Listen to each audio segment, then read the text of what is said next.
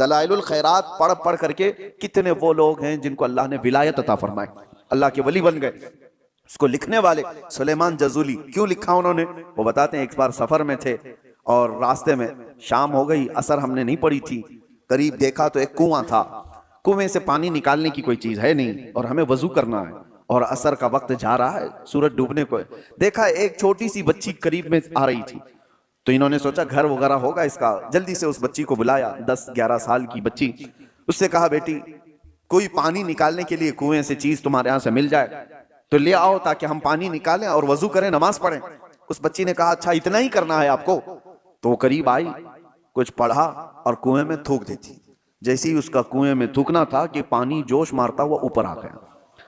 कुएं का पानी ऊपर आया, सुलेमान जजूली कहते हैं हमने वजू कर लिया, देखा कि इस लड़की की करामत, और उससे हमने कहा अल्लाह की कसम देता हूं बेटी रुक जाना, नमाज पढ़ लेने दे, हमारी असर खजा ना हो जाए। असर की नमाज पढ़ने के बाद उस बच्ची से आप पूछते हैं बता तो सही क्या पढ़ करके तूने इस कुएं को इस तरह का हुक्म दिया। उस लड़की ने कहा कुछ भी नहीं, एक बार दुरूद पढ़ा था, एक बार दुरूद पढ़ा था। कहा एक बार दुरूद पढ़ा और कुएं का पानी जोश मारकर बाहर आया।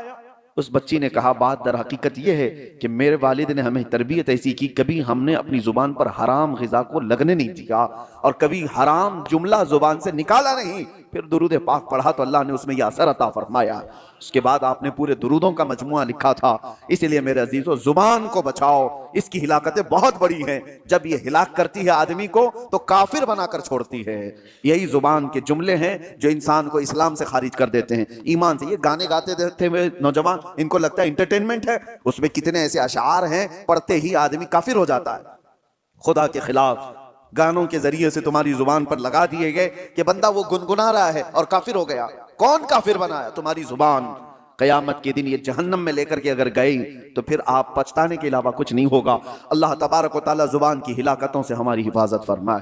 रब तबारक व तआला जुबान की लज्जतों से हमारी हिफाजत फरमाए, इसकी शहवतों से अल्लाह हमारी हिफाजत फरमाए। रब करीम हमें तकवा और परहेजगारी अता फरमा। इस रमजानुल मुबारक को मौला हमारी इस्लाह का जरिया बना दे, हमारे घरों की बेबरकती को खत्म फरमा दे। मौला करीम हमारे दिलों में इश्क़ मुस्तफ़ा अता कर, हमारी आंखों में तेरे हबीब पाक के चेहरे जमाले जहां आरा की देखने की तड़प अता फरमा। वसल्लल्लाहु तआला अला खैरि खल्क़िही मुहम्मद व आलिहि व सहबिही।